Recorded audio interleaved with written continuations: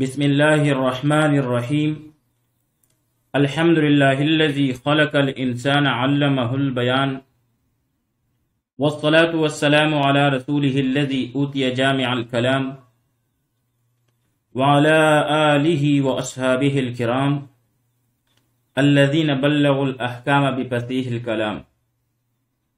آج دروس البلاغہ میں ہمارا 40 نمبر سبق ہے، جس میں ہم فصل کے مواضع اور مواقع کے بارے میں پڑھیں گے۔ آئیے عبارت کی طرف بڑھتے ہیں۔ مواضع الفصل، فصل کے مواقع اور مواضع اور جگہیں۔ یجب الفصل فی 5 مواضع، 5 جگہوں میں فصل واجب ہے، یعنی 5 جگہیں ایسی ہیں جہاں حرف عطف نہ لا کر فصل کرنا واجب ہے۔ الاول، ان میں سے پہلی جگہ، ان یکون بین الجملتین اتحاد تام، کہ 2 جملوں کے درمیان اتحاد تام ہو، مکمل طور پر اتحاد ہو، ربط ہو۔ اب یہ ربط کن طریقوں سے ہوتا ہے؟ چنانچہ فرماتے ہیں، اول یہ کہ بأن تكون الثانية بدلا من الأولى، اور وہ اس طریقے سے کہ دوسرا جملہ پہلے جملے کا بدل واقع ہو، کہ دوسرا جملہ پہلے جملے کا بدل واقع ہو، تو پھر ان دونوں جملوں کے درمیان اتحاد تام واقع ہوگا۔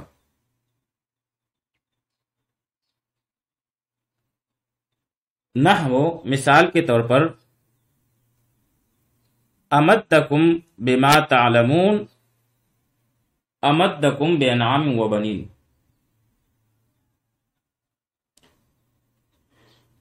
امدکم، اس نے تمہاری مدد کی، بما تعلمون، ان چیزوں سے جن کو تم جانتے ہو۔ یہ ایک جملہ ہوا۔ پھر امدکم بانعام و بنین، اس نے مدد کی تمہاری مویشی اور بیٹوں کے ذریعے سے۔ اب یہاں اس آیت کریمہ میں دوسرا جملہ امدکم بانعام و بنین، یہ پہلے جملے کا بدل ہے، اور بدل لانے کی وجہ یہ ہے کہ پہلا جملہ پوری طرح مراد کو ادا نہیں کرتا، لہذا دوسرا جملہ بدل بنا کر لایا گیا ہے تاکہ پوری طرح مراد واضح ہو جائے، اور ساتھ ہی اہتمام شان پر بھی دلالت ہو جائے۔ یعنی پہلے جملے میں امدکم بما تعلمون، اس آیت کا مقصد بندوں کو اللہ تعالی کے انعامات پر متنبہ کرنا ہے، اور چونکہ تنبہ فی نفسی ہی مقصود ہے، اس وجہ سے مقام جو ہے اس اہتمام کا مقتضی ہے کہ جس پر پہلے جملے کی دلالت اجمالی اور دوسرے جملے کی دلالت تفصیلی ہے۔ تو یہاں پر چونکہ پہلا جملہ جو ہے اس کے لیے بدل لایا گیا ہے دوسرا جملہ، اور دونوں کے درمیان اتحاد تام ہے، تو اس اتحاد تام کی وجہ سے یہاں پر فصل کیا گیا ہے، یعنی واو حرف عطف دونوں جملوں کے درمیان نہیں لایا گیا کہ وَأَمَدَّكُمْ کہا جاتا۔ بلکہ واو حرف عطف یہاں پر مذکور نہیں ہے۔ تو بھائی دو جملوں کے درمیان اتحاد تام کی پہلی صورت جو ہے وہ یہ ہے کہ دوسرا جملہ جو ہے وہ پہلے جملے سے بدل ہو، اور دوسری صورت کیا ہے؟ او بأن تکون بیانا لہا، کہ دوسرا جملہ جو ہے وہ پہلے جملے کے لیے بیان ہو۔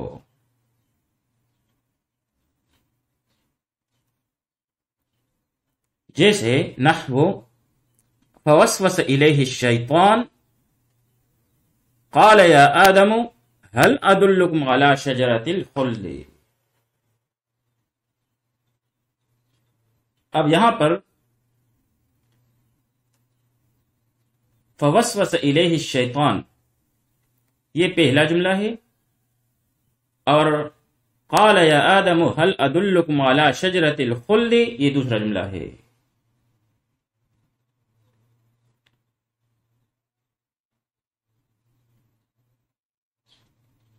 تو یہ دوسرا جملہ جو ہے یہ پہلے جملے کے لیے بیان ہے۔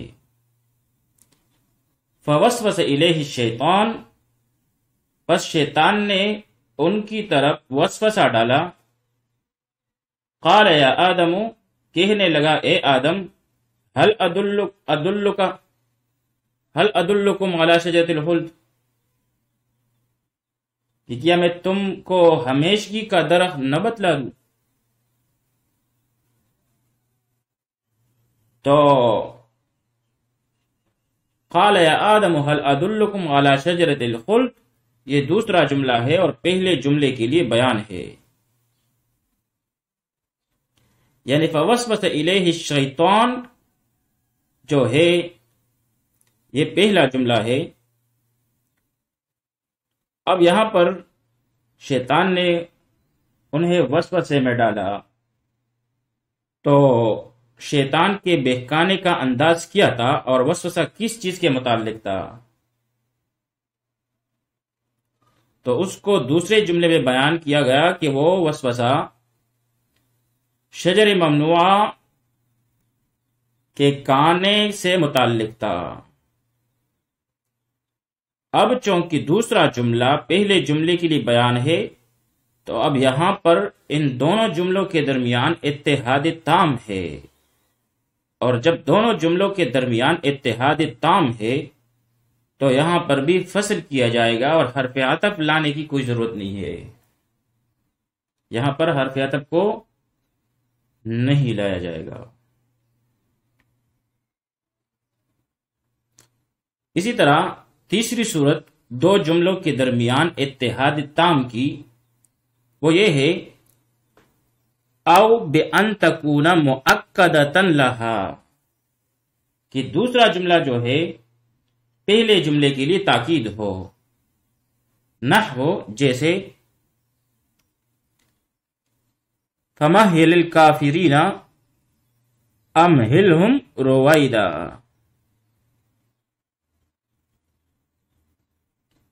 بس آپ مہلت دیں کافروں کو، امہلہم رویدا مہلت دیں ان کو تھوڑی سی۔ اب یہاں پر دو جملے ہیں،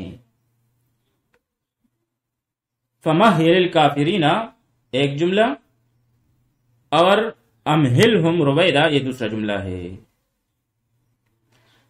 تو یہ دوسرا جملہ جو ہے یہ پہلے جملے کی تاکید ہے، اور دونوں جملوں کا مقصد ایک ہی ہے۔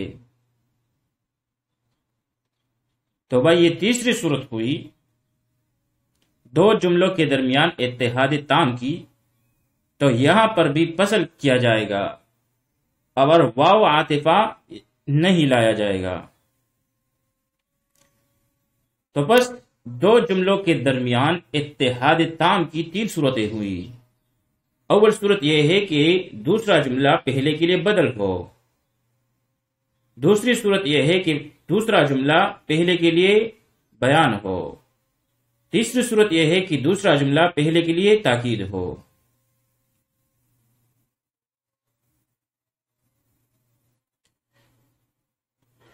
پھر آگے فرماتے ہیں وَيُقَالُ فِي هَذَا الْمَوْضِعِ، اور اس جیسے مقام میں کہا جاتا ہے ان بین الجملتین کمال اتصال، ان بین الجملتین کمال الاتصال، کہ دو جملوں کے درمیان کمال اتصال ہے. دو جملوں کے درمیان اتحاد تام اور کمال اتصال کی تین صورتیں ہیں. اول یہ کہ دوسرا جملہ پہلے کے لیے بدل ہو، دوم یہ کہ دوسرا جملہ پہلے کے لیے بیان ہو، اور سوم یہ کہ دوسرا جملہ پہلے کے لیے تاکید ہو. تو جب دو جملوں کے درمیان اتحاد تام ہو اور کمال اتصال ہو تو پھر ان میں فصل کیا جائے گا اور واو حرف عطف کو نہیں لایا جائے گا. تو یہ فصل کی پہلی جگہ ہوئی. مواقع فصل میں سے دوسری جگہ جو ہے الثانی، دوسری جگہ فصل کی ان یکون بین الجملتین تباین تام، کہ دونوں جملوں کے درمیان مکمل طور پر مباینت ہو، دونوں جملوں کے درمیان کامل تباین ہو. اب یہ کامل تباین اور مباینت جو ہے ایک کس طریقے سے، بِأَن يَخْتَلِفَا خَبْرًا اور انشاءً، اور وہ اس طرح پر کہ دونوں مختلف ہو خبر اور انشاء کے اعتبار سے. یعنی اگر ایک جملہ خبر ہو، خبریہ ہو، تو دوسرا انشائیہ ہو. تو یہاں پر پھر جو ہے فصل کیا جائے گا، یعنی واو حرف عطف کو ذکر نہیں کیا جائے گا.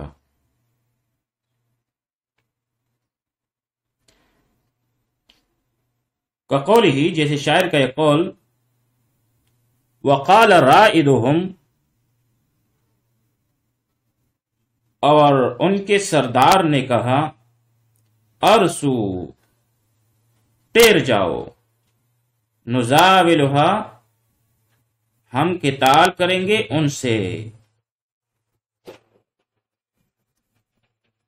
فحتف کل امرئ، کیونکہ ہر آدمی کی موت جو ہے یجری بمقدار، اپنے وقت پر آئے گی، اس کے لیے وقت مقرر ہے.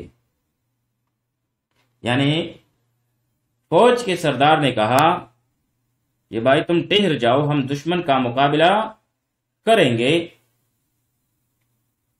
دیکھو موت سے مت ڈرو، کیونکہ ہر آدمی کے موت کا وقت جو ہے وہ مقرر ہے، اور ہر شخص کی موت حکم الہی کے مطابق واقع ہوتی ہے. اب یہاں پر رائد یہ کہتے ہیں سردار کو، لیڈر کو، اور جمع اس کی رواد آتی ہے. ارسو یہ سیاہ ہے، جمع مذکر حاضر، بس امر حاضر معروف اسباب افعال. ارسا یرسی ارساءً بمعنی ٹھہرنا، ثابت قدم ہونا. تو ارسو کا معنی ہے ہاں تم سب ٹھہر جاؤ. نزاولھا، نزاولو یہ باب مفاعلہ سے ہے، زاول یزاول مزاولتاً بمعنی مقابلہ کرنا. اور نزاولو جو ہے یہ جمع متکلم کا سیاہ ہے. سیاہ جمع متکلم، بحث اس بات پہلے مضارع معلوم اسباب مفاعلہ، زاول یزاول مزاولتاً ہمارا مقابلہ کرنا، کوشش کرنا. حتف یہ کہتے ہیں موت کو. محاورہ میں کہا جاتا ہے مات حتف انفہ، وہ اپنی موت مرا۔ پھر آگے یجری جو ہے، یجری یہ باب ضرب یضربو سے ہے۔ یجری سیاہ واحد مذکر غائب، بس اس بات پہلے مضارع معلوم از باب ضرب یضربو جرا یجری جریانا، بمعنی جاری ہونا۔ وقال رائدہم، اور ان کے سردار نے کہا، ان کے لیڈر نے کہا، ارسو ٹیر جاؤ، نزاولھا ہم دشمن کا مقابلہ کریں گے۔ موت سے ڈرنا نہیں چاہیے۔ کیوں؟ فحتم کل امرئ، کیونکہ ہر ایک شخص کی موت جو ہے یجری بمقدار، وہ تقدیر کے مطابق واقع ہوتی ہے، حکم الہی کے مطابق واقع ہوتی ہے۔ اب اس شعر میں محل استشہاد جو ہے وہ دو جملے ہیں۔ ایک جملہ ہے ارسو، تم سب ٹہر جاؤ، اور دوسرا جملہ ہے نزاولھا، ہم ان سے جنگ لڑیں گے، مقابلہ کریں گے۔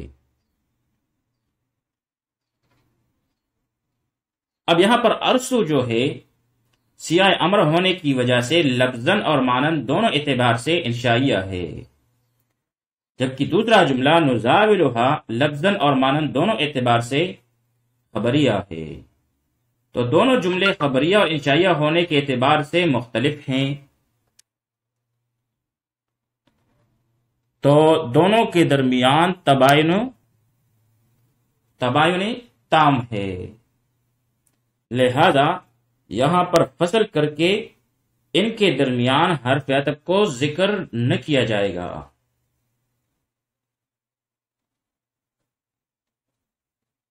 یعنی وقال رائدہم ارسو ونزاولھا، ایسا کہنا غلط ہے، کیونکہ ارسو جو ہے جملہ انشائیہ ہے امر ہونے کی وجہ سے، اور نزاولھا جملہ فعلیہ خبریہ ہے، تو اس اختلاف کی وجہ سے یہاں پر فصل کر کے حرف عطف کو ذکر نہ کیا جائے گا۔ پھر یہ تباین تام جو ہے، یہ مخالفت جو ہے، یہ مباینت جو ہے، یہ اور طریقوں سے بھی ہوتا ہے، لیکن پہلے ہم اس شعر کی ترکیب بھی پڑھ لیتے ہیں، بعض اوقات پوچھ لیا جاتا ہے امتحان میں۔ وقال رائدہم ارسو نزاولھا فحتم کل امرئ یجری بمقدار، اس میں واو جو ہے یہ استنافیہ، قال فعل ہے، رائدہم اس میں رائدو مرفوع بضم لفظاً ہو کے مضاف ہے، اور ہم ضمیر مجرور متصل محلاً مجرور ہو کے مضاف الیہ، پھر مضاف اور مضاف الیہ مل کر مرکب اضافی ہو کر فاعل، پھر فعل اپنے فاعل سے مل کر جملہ فعلیہ خبریہ ہو کر قول، آگے جا کر ارسو یہ فعل امر ہے، اور اس میں واو جو ہے جمع کے لیے یہ فاعل ہے اس کے لیے، پھر فعل اپنے فاعل سے مل کر جملہ فعلیہ انشائیہ ہو کر امر ہے، یہ امر ہے۔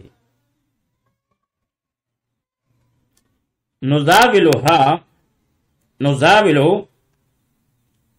یہ فعل مضارع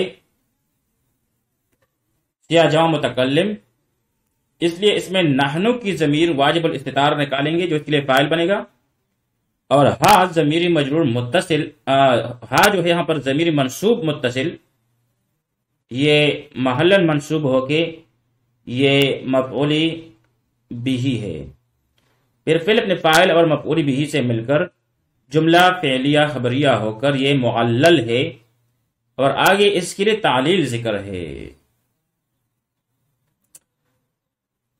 فحتف کل امرئ، اس میں فا جو ہے تعلیلیہ ہے، حتف مضاف، کل مضاف الیہ مضاف، امرئ مضاف الیہ، پھر یہ تمام مل کر مرکب اضافی ہو کر یہ مبتدا۔ یجری فعل ہے، چونکہ واحد مذکر غائب کا سیاہ ہے، اس میں ہو کی ضمیر نکالیں گے، جو اس کے لیے فاعل بنے گا. بمقدار جار مجرور مل کر یہ متعلق ہوا یجری پہلے با فاعل کے ساتھ. پھر فعل اپنے فاعل اور متعلق کے ساتھ مل کر جملہ فعلیہ خبریہ ہو کر یہ خبر ہے ما قبل کے مبتدا کے لیے، اور پھر مبتدا اور خبر مل کر جملہ اسمیہ خبریہ ہو کر یہ مغلل یا تعلیل ہے ما قبل کے مغلل کے لیے.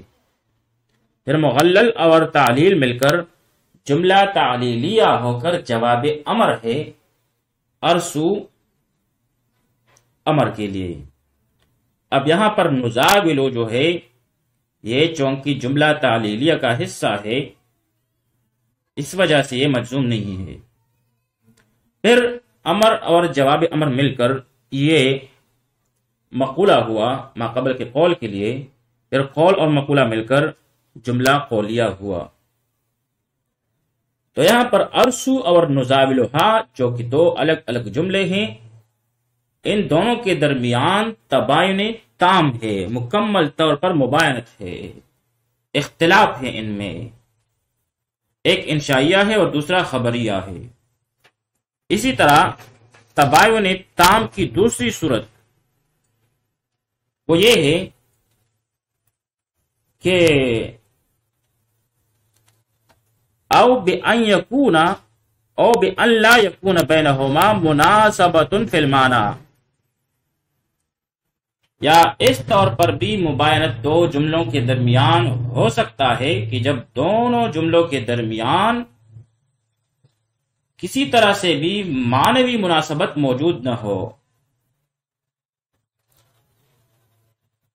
فقول کا جیسا تیرا یہ کہنا علی کاتب الحمام طائر، علی کاتب ہے اور کبوتر پرندہ ہے. تو یہاں پر اب دو جملے ہیں، ایک علی کاتب، دوسرا الحمام طائر. فإنه لا مناسبة في المعنى بين كتابة علي وطيران الحمام، کیونکہ علی کی کتابت اور پرندے کی اڑان کے درمیان معنن کوئی مناسبت نہیں ہے. تو معنن ان کے درمیان چونکہ مناسبت نہیں ہے، اس مثال میں اگرچہ دونوں جملے خبریہ ہیں لیکن اس کے باوجود عطف نہیں کیا جائے گا اور دونوں میں فصل کیا جائے گا، حرف عطف کو ذکر نہیں کیا جائے گا، کیونکہ علی کی کتابت اور کبوتر کی اڑان میں کسی طرح کی معنوی مناسبت موجود نہیں ہے. ہر ایک جملہ اپنا اپنا مفہوم الگ الگ سے ادا کر رہا ہے. پھر آگے فرماتے ہیں وَيُقَالُ فِي هَذَا الْمَوْضِعِ، اور اس جیسے مقام پر کہا جاتا ہے إِنَّ بَيْنَ الْجُمْلَتَيْنِ كَمَالَ الْإِنْقِطَاعِ، کہ دونوں جملوں کے درمیان کمال انقطاع ہے. تو کمال انقطاع جو ہے وہ بھی فصل کو واجب قرار دیتا ہے. دو جملوں کے درمیان کمال انقطاع جو ہے وہ دو طریقوں سے ہو سکتا ہے، تباین تام یا کمال انقطاع. دو جملوں کے درمیان اس کی اول صورت تو یہ ہے کہ ایک خبریہ ہو اور دوسرا انشائیہ ہو، جبکہ دوسری صورت یہ ہے کہ دونوں جملوں میں معنوی طور پر کوئی مناسبت موجود نہ ہو. تو جب خبر اور انشاء ہونے کے اعتبار سے اس میں اختلاف ہو ان دونوں میں، اور یا یہ کہ ان دونوں میں معنوی طور پر مناسبت نہ ہو، تو ہم کہیں گے کہ ان کے درمیان، ان دونوں جملوں کے درمیان کمال انقطاع ہے، اور کمال انقطاع کی وجہ سے ان میں فصل کیا جائے گا اور حرف عطف کو ذکر نہیں کیا جائے گا. تو یہاں پر دوسری صورت جو ہے، دوسری جگہ مواقع فصل میں سے وہ ذکر کیا گیا. آگے جو ہے مواقع فصل میں سے تیسری جگہ کا ذکر ہے الثالث کون الجملۃ الثانیۃ جوابا عن سوال، یعنی کون الجملۃ الثانیتی، دوسرے جملے کا ہونا، کیا ہونا؟ جواباً، جواب ہونا، عن سوال، سوال سے، کس سوال سے؟ اس سوال سے نشأ من الجملۃ الاولی، جو پہلے جملے سے پیدا ہو. فقولہ، جیسا تیرا یہ کہنا، زعم العوازل، ملامت گروں نے گمان کیا، زعم العوازل، ملامت گروں نے گمان کیا، اننی فی غمرۃ، اننی فی غمرۃ، کہ میں مصیبت میں مبتلا ہوں، کہ میں مصیبت میں ہوں. صدقو، انہوں نے سچ گمان کیا، ولیکن غمرتی لا تنجلی، مگر میری مصیبت دور ہونے والی نہیں ہے. یعنی میرے اندر جو عشق کی بیماری ہے وہ ختم ہونے والی نہیں، اور وہ لا علاج بیماری ہے. زعما، یہ سیاہ ہے، واحد مذکر غائب، بس اس بات پہلے ماضی معلوم، اسباب نصر ینصرو. زعما یزعم زعما، بمعنی گمان کرنا. غوازل یہ جمع ہے عازلتن کی، بمعنی ملامت کرنے والیاں، اور یہ باب نصر ینصرو اور ضرب یضربو دونوں سے مستعمل ہے. عزل یعزل عزلا، اور اسی طرح عزل یعزل عزلا وتعزالا، بمعنی ملامت کرنا. یہاں پر یہ جو ہے عوازل، یہ عازلتن کی جمع ہے، تو عازلتن تو مؤنث ہے، لیکن یہاں پر یہ جماعتن عازلتن کی تعویل میں ہے، کیونکہ آگے صدقو جو ہے وہ مذکر کا سیاہ ہے، بمعنی ملامت کرنے والے. یہاں پر اس کا معنی ہے ملامت کرنے والے گروہ. جماعت عازلتن، ملامت کرنے والے گروہ. زعم العوازل کا ترجمہ ہوگا ملامت کرنے والے گروہ نے گمان کیا. غمرتن، اس کی جمع غمرات آتی ہے، بمعنی مصیبت اور شدت غم. لا تنجلی، کیا واحد مؤنث غائب، بس اس بات پہلے ماضی معلوم، اسباب انفعال. انجلا ینجلی انجلاء، بمعنی غم دور کرنا. انجل الہم عن قلبی، میرے دل سے غم دور ہو گیا. تو یہاں پر زعم العوازل اننی فی غمرۃ ایک جملہ، پھر صدقو دوسرا جملہ. لیکن جب یہ جملہ کہا گیا زعم العوازل اننی فی غمرۃ، کہ ملامت کرنے والے گروہ نے گمان کیا کہ میں مصیبت میں مبتلا ہوں، تو اس سے یہ ایک سوال پیدا ہوتا ہے کہ ملامت گروں کا یہ گمان اور خیال سچ ہے یا جھوٹ ہے. تو شاعر اس سوال کا جواب دیتے ہوئے کہتا ہے صدقو، یہاں انہوں نے سچ کہا. تو چونکہ سوال اور جواب جو ہے ان میں شدید تعلق اور اتصال ہوتا ہے، اسی لیے یہاں پر یہ بعض اعتبار سے کمال اتصال کے مشابہ ہو گیا. اور جب یہ کمال اتصال کے مشابہ ہو گیا تو یہاں پر بھی فصل کیا جائے گا، اور واو حرف عطف جو ہے اس کو ذکر نہ کیا جائے گا. چنانچہ فرماتے ہیں کأنہ قیل، گویا کہ کہا گیا اصدقوا فی زعمہم ام کذبوا، کیا وہ لوگ اپنے گمان میں سچے تھے یا جھوٹے؟ تو گویا ان کے اس سوال کا جواب دے رہا ہے شاعر. فقالا، تو شاعر نے کہا صدقو، کہ وہ لوگ راہ راست پر ہیں، سچے ہیں، اس گمان میں راست پر ہے، راہ راست پر. تو یہاں پر صدقو جو ہے یہ پہلے جملے سے پیدا شدہ سوال کا جواب ہے، اور اس لحاظ سے یہ کمال اتصال کے مشابہ ہو گیا. اس لیے فرماتے ہیں یقالو، کہا جاتا ہے، بین الجملتین شبہ کمال الاتصال، یہاں پر کہا جائے گا کہ دونوں جملوں کے درمیان شبہ کمال اتصال ہے، یعنی کمال اتصال کی شبہ ہے، یہ کمال اتصال کے مشابہ ہے.